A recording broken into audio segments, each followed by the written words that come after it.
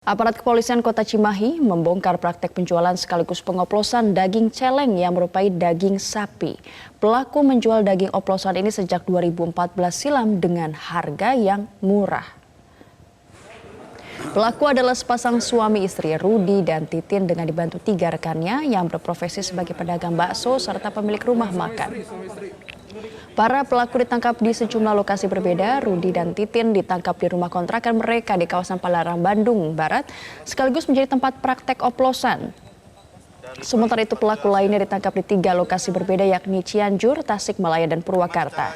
Para pelaku sendiri sudah menjalankan praktek haram ini sejak 2014 dan dipasarkan ke sejumlah pelanggan, seperti tukang bakso dan pemilik rumah makan di Tasikmalaya, kemudian Purwakarta, dan juga Cianjur.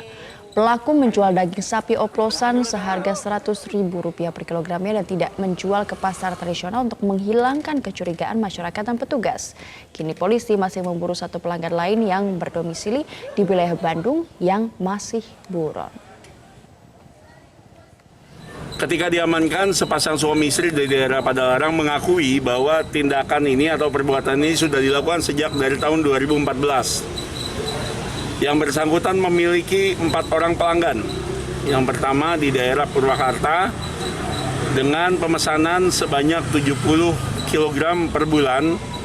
Yang kedua di daerah Tasikmalaya dengan penjualan sebanyak 30 kg per bulan.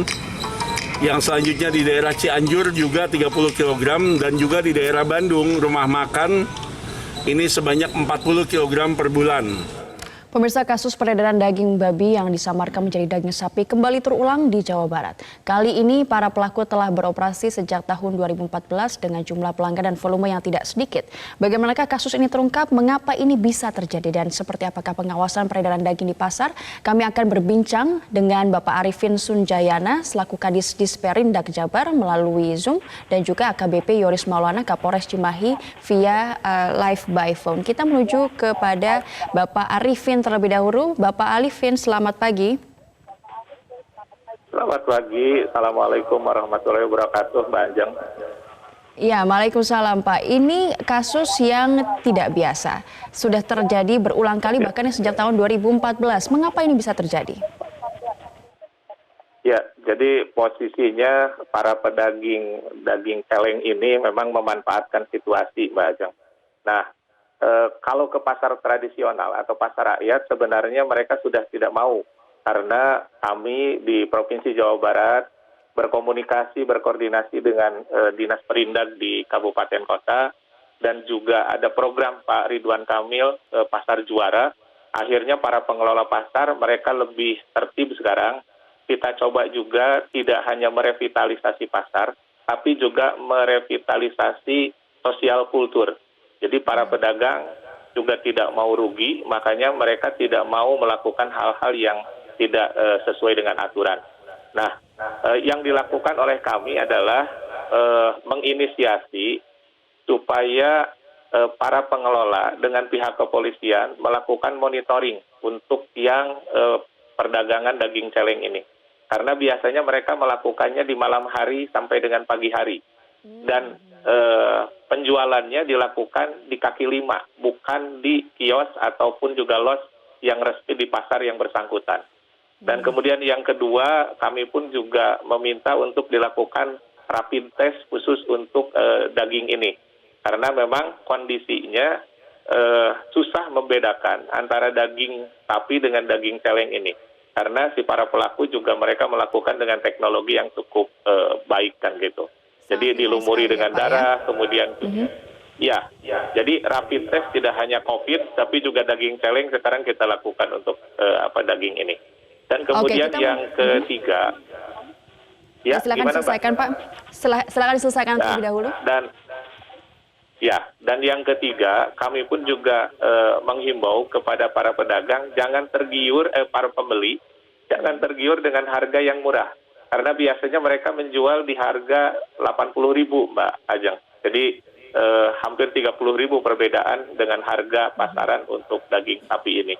Nah, makanya modusnya sekarang mereka adalah beralih dari pasar tradisional atau pasar rakyat ke rumah makan dan tukang bakso. Itu barangkali wajar. Baik, ya kita menuju pertanyaan selanjutnya ke AKBP Yoris Maulana, Kapolres Cimahi yang sudah bergabung bersama kami dengan sambungan telepon. Pak Yoris, ini awalnya seperti apa ceritanya bisa terungkap akhirnya? Ya, terima kasih Mbak. Jadi kita awalnya informasi dari masyarakat tentang adanya orang yang sering membeli daging celeng dan juga mengumpulkan daging celeng ini. Akhirnya dilakukan penyelidikan dipimpin oleh Kasarreskrim AKP Sigiro, melakukan penyelidikan di daerah Padalarang. Dan alhamdulillah hasil penyelidikan selama 2 minggu, kurang lebih dibantu dengan masyarakat, kita berhasil melakukan penangkapan terhadap pelaku pengumpul serta penjual daging celeng ini. Dilakukan penangkapan awalnya 2 orang, setelah itu kita cari lagi dari 2 orang ini kita kembangkan sehingga sampailah kita bisa berhasil mendapatkan 4 tempat dia menjual daging celeng ini. Gitu. Iya, Demikian, Mbak. Ya, nanti kita akan lanjutkan perbincangan kita pada pagi hari ini seputar peredaran daging celeng yang terulang kembali di Jawa Barat usai jeda yang satu ini. Ya, kita langsung saja menyambung perbincangan kita melalui oplosan daging celeng yang diaku-aku sebagai daging sapi. Kita lanjutkan perbincangan kita langsung menuju ke AKBP Yoris Maulana selaku Kapolres Cimahi. Nah, kalau misalnya modusnya Pak Yoris, ini modus baru kah atau modus yang sama seperti yang dilakukan di Bale Endah pada bulan puasa lalu? Berbeda Mbak ya, karena kalau Bale Endah itu kan ada penjualan ke pasar kalau tidak salah. Kalau untuk yang di wilayah Padalarang ini, dia hanya menjual langsung ke orang per orang gitu. Jadi tidak melalui pasar tradisional. Dari dia langsung jual pada 4 orang yang memang sudah menjadi pelanggan selama ini. Gitu. Oh, jadi mereka seperti belajar di pengalaman, kalau misalnya di pasar nanti disidak, jadi mereka langsung kepada konsumen gitu ya Pak ya? Ya, betul. Nah, bentuk dagingnya tuh seperti apa? Apakah ini benar-benar daging celeng yang diaku-aku seperti daging sapi atau ini benar-benar dioplos, artinya daging sapi sedikit, daging celeng dicampur begitu Pak? Ya, kalau dari orang yang kita tangkap di Padalarang sebagai penyuplai barang, dia menjual kepada 4 orang ini memang dalam keadaan daging celeng, Mbak. Jadi orang-orang yang beli ini memang tahu kalau itu daging celeng dan mereka lah yang memanfaatkan daging celeng ini dicampur dengan daging sapi. Jadi itu mereka bisa mengoplos seperti itu, kemampuannya tingkat tinggi sekali dong Pak. Alhasil konsumen tidak tahu. Betul.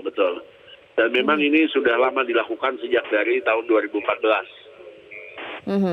Dan ada kecurigaan dari mana pertama kali akhirnya bisa terungkap, karena 2014 hingga 2020 kan sekitar 6 tahun dan ini akhirnya terungkap. Ya, alhamdulillah memang adanya koordinasi, adanya informasi dari masyarakat yang kira-kira curiga karena selalu ada daging babi yang masuk ke rumah tersebut. Akhirnya kita melakukan penyelidikan selama kurang lebih 2 minggu. Pada saat daging itu masuk, kita langsung melakukan penangkapan di situ. Ini dagingnya dapat dari mana Pak? Mereka dagingnya dari Sukabumi, Pak. Dari Sukabumi, dari daerah Sukabumi. Pengirimannya? Pengirimannya langsung ke Padalarang. Kirim langsung kepada tersangka kita yang berada di Padalarang. Sampai sekarang yang di Sukabumi masih kita lakukan upaya penangkapan. Namun memang yang Sukabumi ini tidak bisa disalahkan karena sejauh ini dia memang murni menjual daging celeng. Tidak ada jadi dia tidak tahu peruntukannya gitu ya Pak ya? Ya, namun tetap akan kita lakukan pemeriksaan nantinya. Nah, ini kalau ditelusuri sudah kemana saja beredar daging ini Pak? Ada 5 tempat ya Mbak ya. Yang pertama adalah daerah Purwakarta, daerah Cianjur, daerah Kota Bandung, dan juga Tasikmalaya. Masih ada kemungkinan mungkin penelusuran? Sampai saat ini belum, tapi masih kita lakukan penyelidikan lagi. Yang memang sedikit besar ini di daerah Tasikmalaya karena yang bersangkutan menjual ke agen bakso keliling. Agen bakso ini juga memiliki, kalau tidak salah ada 14 tukang yang membawa gerobak keliling ini, bakso keliling. Jadi ini masih akan telusuri ya? Betul. Ada kira-kira mungkin orang atau tersangka yang masih dicari, kemungkinan tersangka baru? Saat ini Mbak, kasus tersebut sudah kita limpahkan ke Polres masing-masing ya, Polres Purwakarta, Polres Cianjur, dan juga Polres Tasikmalaya. Karena memang lokus delikti terjadinya tindak pidana ini beradanya di wilayah sana, di wilayah tersebut.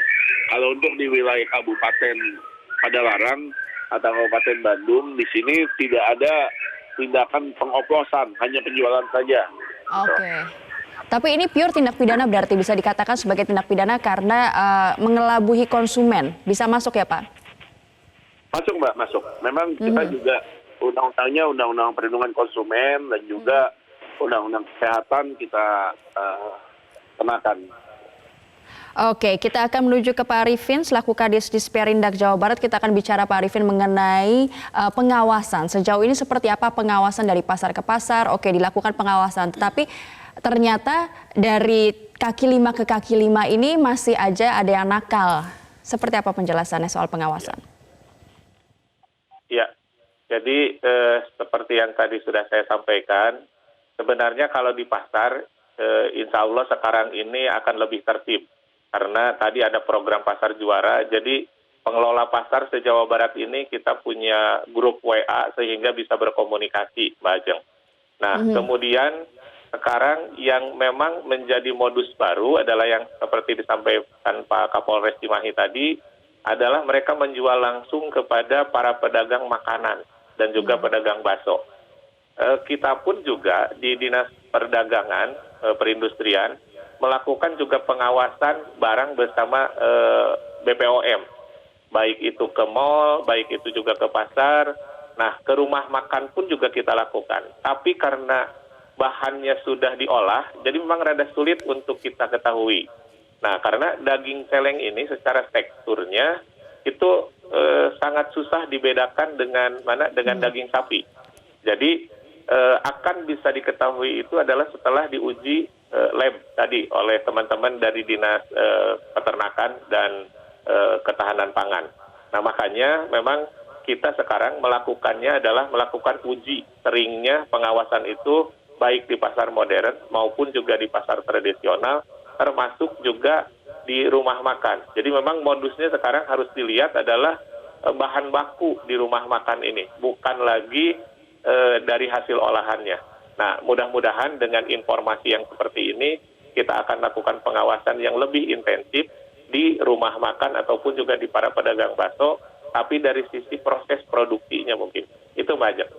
Ya, pengawasan bisa lebih intensif tetapi juga masyarakat harus diedukasi. Nah, mungkin dari Disperindak Jawa Barat ini memiliki tips bagaimana yang sebaiknya dilakukan oleh para konsumen agar tidak terkelabuhi dengan hal-hal seperti ini. Ya, baik. Jadi sesuai tadi ada Undang-Undang Perlindungan Konsumen, kita pun juga melakukan edukasi terhadap masyarakat, perlindungan konsumen dan kemudian menjadi konsumen cerdas. Ini yang kami lakukan sebenarnya setiap tahun bekerja sama dengan Badan Penyelesaian Sengketa Konsumen yang ada di kabupaten kota. Jadi biasanya kita melakukannya dengan dari mulai tingkat sekolah itu bisa di SMA, bisa juga kemudian mahasiswa dan juga kelompok masyarakat.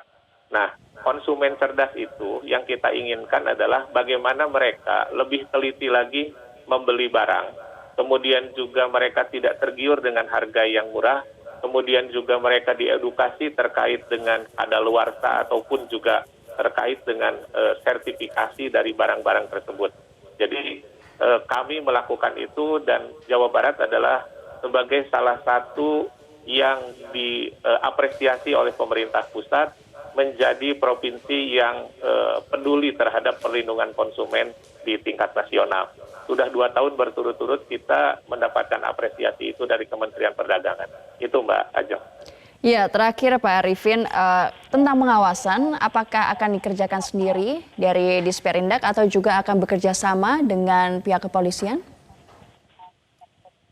Ya, jadi kami melakukan itu di tingkat provinsi, kerjasama dengan kabupaten kota, kemudian juga tim yang melakukan pengawasan itu dari semua unsur, Mbak. Jadi kalau kita biasanya melakukan turun tidak ke lapangan itu ada dari kepolisian, kemudian ada dari BPOM, kemudian juga ada Dinas Kesehatan, ada juga dari Dinas Ketahanan Pangan dan Peternakan, dan juga biasanya dengan Kanwil Bea Cukai, Mbak. Jadi semua unsur mereka terlibat dan kemudian kita lihat dari berbagai macam produk. Tidak hanya untuk pangan yang daging, tapi juga produk-produk lain. Dan itu kita rutin lakukan biasanya juga menjelang hari besar keagamaan, baik itu Idul Fitri, Idul Adha, kemudian juga Natal dan Tahun Baru. Itu kami lakukan secara rutin. Itu, Mbak. Ya, tentu saja dengan pengawasan, edukasi dan juga sanksi hukum yang tajam, peredaran daging celeng jangan sampai terulang lagi di Jawa Barat. Terima kasih Pak Arifin selaku Kadis Disperindak Jawa Barat dan AKBP Yoris Maulana selaku Kapolres Cimahi Jawa Barat telah bergabung bersama Metro Pagi Prime Time.